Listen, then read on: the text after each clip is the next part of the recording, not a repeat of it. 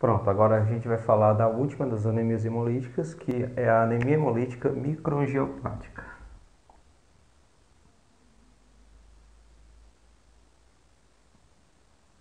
Hemolítica microangiopática. Então, vamos lá. De quem era a culpa no caso da anemia hemolítica autoimune? Dos anticorpos.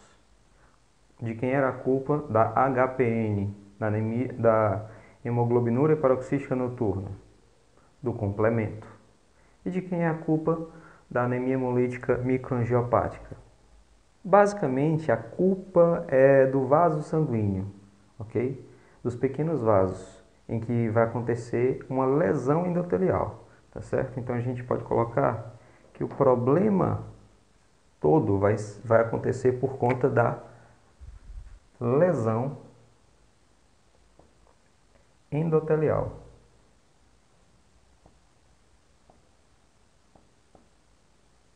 Tudo começa aqui. Então, houve uma lesão no endotélio, vai acabar ativando as plaquetas, tá certo? Então, vai acabar formando aqui o que a gente chama de trombo plaquetário.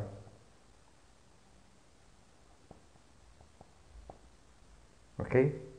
O que também vai acontecer vai ser a formação de um coágulo. A gente vai estudar isso aqui bem direitinho mesmo na aula das coagulopatias, tá certo? Então, um coágulo de fibrina.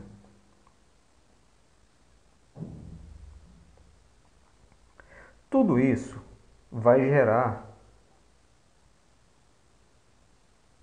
uma fragmentação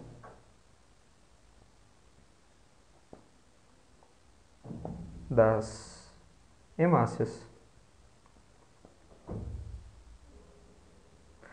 Então, olha só, eu sofri uma lesão endotelial por diversos motivos que depois a gente vai falar. Na lesão endotelial, eu acabo ativando plaquetas. As plaquetas acabam fazendo trombos. Esses trombos acabam se fixando melhor por conta dos coágulos de fibrina.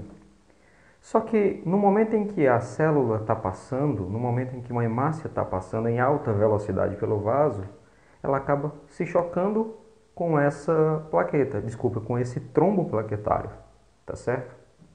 E ela acaba se fragmentando. Tem um nome para isso. Quando a gente vai olhar no esfregaço, a gente vai ver os esquizócitos. O que são esquizócitos? São hemácias fragmentadas, tá certo? Esquizo é fragmentado. Esquizofrênico, a pessoa que tem o pensamento fragmentado, tá certo? Então as hemácias elas vão estar fragmentadas porque elas esbarraram nos trombos. Tranquilo? E isso aí faz com que eu tenha destruição de hemácias e acabo tendo hemólise também, tá certo? Então vamos lá. Com a fragmentação das hemácias, eu vou acabar tendo esquizócitos. O que mais? O que acontece se eu fizer um teste de Cumbis nessa pessoa? A pessoa está com aumento de DHL, né? Lembrar. Ela está com aumento de bilirrubina indireta e ela está com a aptoglobina diminuída. Peço um teste de Cumbis para ela. O teste de Cumbis direto vai dar negativo. Tá certo? O que mais que ela pode ter?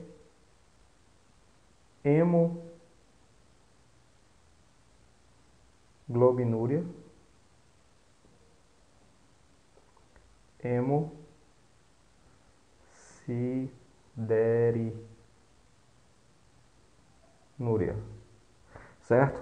Ou seja, se uma pessoa chega num consultório com queixas de anemia, é feito o reticulócito. Os reticulócitos estão aumentados. Então, a gente vai suspeitar de quê? A gente pode suspeitar de anemia hemolítica autoimune, a gente pode suspeitar de HPN, a gente pode suspeitar da microangiopática, certo? Mas qual é a principal, a mais comum? Autoimune. Então, eu peço um teste de Cumbis. Se o teste de Cumbis vier negativo, eu já excluo o autoimune. Mas então pode ser HPN, né? Porque todos esses sintomas aqui estão no HPN também, tá certo? Então, o que é que eu vou fazer?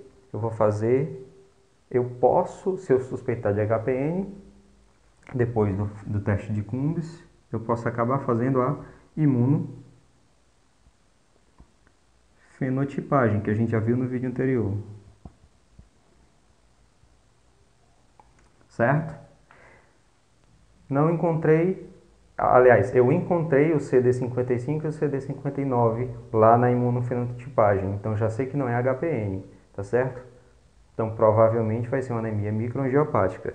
E, na verdade, o ponto-chave aqui vai ser a presença dos esquizócitos, tá certo? Então, geralmente, quando aparecem os esquizócitos, a gente praticamente já pode quase fechar o diagnóstico da anemia hemolítica microangiopática, tá certo?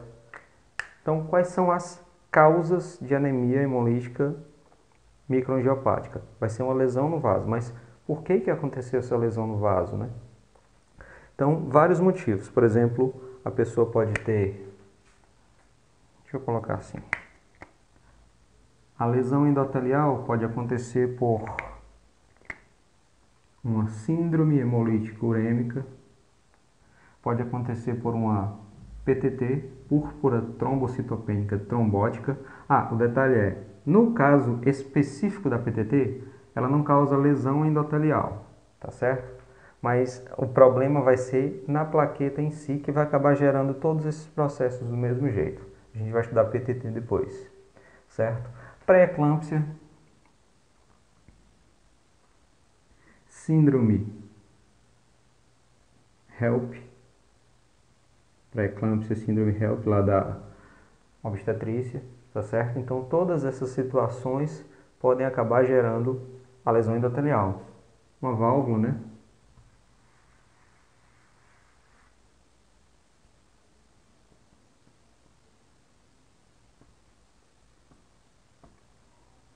A válvula cardíaca velha ou mal posicionada, tá certo? Em que as hemácias vão acabar se chocando contra a estrutura da válvula, tá certo?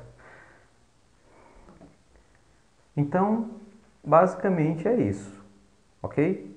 3 tipos de anemia hemolítica adquirida: anemia hemolítica autoimune, hemoglobinúria paroxística noturna e anemia hemolítica microangiopática. Quando é que eu vou suspeitar delas e o que é que eu devo fazer? O paciente chegou com, de novo, só para encerrar, né? O paciente chegou com suspeita de anemia, certo? Aí vai acontecer uma ampla gama de possibilidades, ok? Então a primeira coisa que eu faço, digamos, é uma triagem. Eu peço os reticulócitos. Se os reticulócitos estão diminuídos, o que é que eu posso pensar? Eu posso pensar em anemias microcíticas, né? Por isso que eu faço o hemograma. Se no hemograma tiver o VCM abaixo de 80, eu posso pensar na microcítica, aí vai ferropenia, então eu vou ter uma ferropriva, vou ter uma de doença crônica, vou ter uma sideroblástica e posso ter uma talassemia, tá certo? Mas se por acaso o reticulócito estiver aumentado, aí basicamente são 2 diagnósticos, ou é uma hemólise ou é um sangramento agudo ativo, certo? Então a pessoa não está sangrando, então vai ser hemólise.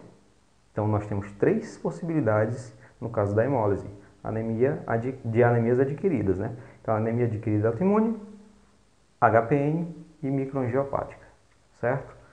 Como é então que eu vou proceder se eu estiver desconfiando de uma anemia hemolítica? Peço o teste de Cumbis. Se o teste de Cumbis for positivo, eu sei que é anemia hemolítica autoimune. Se vier negativo, pode ser HPN e essa aqui, a microangiopática, tá certo? Se eu fizer uma imunofenotipagem e não tiver resultado conclusivo, vai ser a microangiopática. E os esquizócitos acabam melhorando esse diagnóstico e direcionando mais para a microangiopática, tá certo? Então, até a próxima.